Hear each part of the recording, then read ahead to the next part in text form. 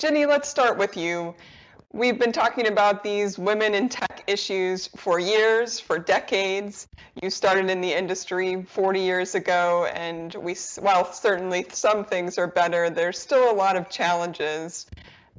How do you explain to people what are the top challenges that are still holding women back from getting these senior positions in tech today? Yes, well, your comment about it's been over 40 years for me. So in tech that entire time. And if you do look at the numbers, Heather, like you just said, they speak for themselves, that there has not been enough progress. And to me, there are just a number of systemic barriers that we could really make a difference on. And they do start, on one hand, very early with the exposure for girls and women to technology. But I think if I had to pick one that would make the biggest difference, it's to reposition for women in technology. What does it mean to even go into STEM? People talk about STEM as if you're going to be an engineer. And when I say reposition it, and I think because in part you're addressing what from the very beginning is someone's own mindset about progressing in technology.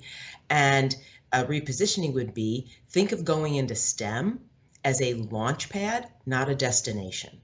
Because being in technology is just about problem solving. And frankly, that's problem solving is true in almost every industry.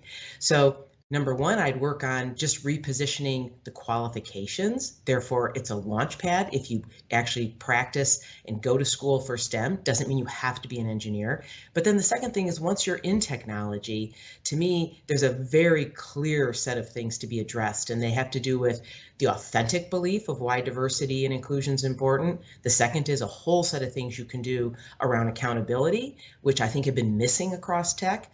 And then the third would be just, people ask for a silver bullet, and having led IBM for such a long time, to me, it was never a silver bullet. It was consistent execution across many, many actions and raising the bar as frequently as I could on the topic.